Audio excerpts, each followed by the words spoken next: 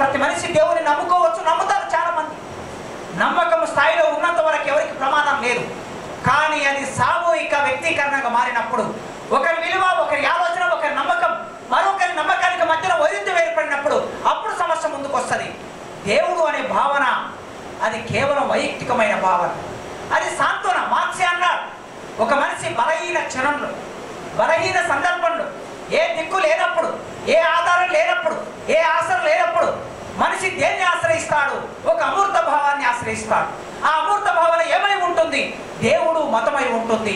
కనుక బలహీన క్షణాల్లో మనిషి ఆశ్రయించేదే మతం, మనిషి ఆశ్రయించేదే దేవుడు అని మార్క్స్ చెప్పాడు. ఆ బలహీన క్షణంలో మనిషి ఆశ్రయిస్తాడు, అది వైయక్తికమైన కార్యకలాపంగా ఉంటాయి. కానీ దాన్ని సామూహికమైన కార్యకలాపంగా చేయడానికి, దాని సంస్కృతిలో భాగంగా చేయడానికి చాలా మంది ప్రయత్నం చేస్తున్నారు. భారతదేశంలో సంస్కృతుల పట్ల వైరుధ్యం కొనసాగుతూ ఉన్నది. రెండు భిన్నమైన సంస్కృతులు ఉంటాయి ఈ దేశంలో. ఎట్లా వ్యక్తమవుతాయి అంటే, ఒక మనిషి తలపాగా ధరించడం అనేది వాడికి సమాజంలో గౌరవాన్ని తెచ్చిపెడుతుంది. ఒక మనిషి చెప్పులు వేసుకోవటం అనేది వాడికి సమాజంలో గౌరవం తెచ్చిపెడుతుంది.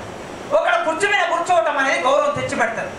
మరొకడికి ఇదే చెప్పులు కుట్టినవాడు చెప్పులు వేసుకోకపోవటం అనే ఒక సమస్య భారతదేశంలో కొనసాగుతూ ఉంది. చెప్పులు కుట్టినవాడు చెప్పులు వేసుకోకపోవటం అనే ఒక దౌర్భాగ్యం ఈ దేశంలో కొనసాగుతూ ఉంది. చెప్పులు కుట్టినవాడు ఆ చెప్పులు ఒకడికి ఇస్తే వాడు చెప్పులు వేసుకొని అక్కడ అధికారాన్ని చెలాయిస్తూ ఉంటాడు. బట్ట వేసిన వాడు బట్ట వేసుకోకపోవటం, మరొకడు ఆ బట్ట వేసుకొని గర్భాన్ని ప్రదర్శించడం. కనుక ఈ రెండు భిన్నమైనటువంటి సంస్కృతులు, ఈ భిన్నమైన సంస్కృతుల మధ్యన వైరుధ్యం నడుస్తూనే ఉంటుంది ఎప్పుడు. అందుకే పాలకులు అప్పుడప్పుడు ఏం చేస్తుంటారంటే, ప్రజలకి దగ్గర వచ్చినట్లుగా, ప్రజల సంస్కృతిని తమలో కలుపుకున్నట్లుగా అనుకుంటారు, భావిస్తారు, భ్రమింపజేస్తారు మనల్ని. ఎప్పుడు కూడా పాలకులు ప్రజల సంస్కృతికి దగ్గర రాలేరు. ప్రజల సంస్కృతిని తమలోకి తీసుకొని తిరిగి తమ భావాన్ని అందులోకి నింపి మళ్ళీ మన దగ్గరికి తీసుకొస్తారు. బతుకమ్మ పండుగ ఇది ప్రజల సంస్కృతిలో భాగం. ఇది ప్రకృతితో ముడిపడి ఉన్న పండుగ, పువ్వుల పండుగ, ప్రకృతి పండుగ, చెట్ల పండుగ, ఆకుల పండుగ, ఆడపడుచుల పండుగ, ప్రజల పండుగ. ఇది ఉత్పత్తిలో భాగంగా వచ్చిన పండుగ.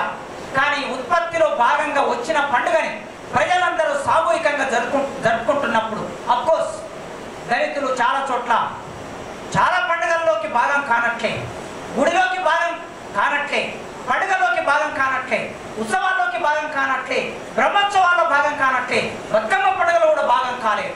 కానీ మిగతా కులాలు, చాలా కులాలు, శూద్ర, ఎగువ కులాలన్నీ కూడా ఈ పండుగలో భాగం అవుతాయి.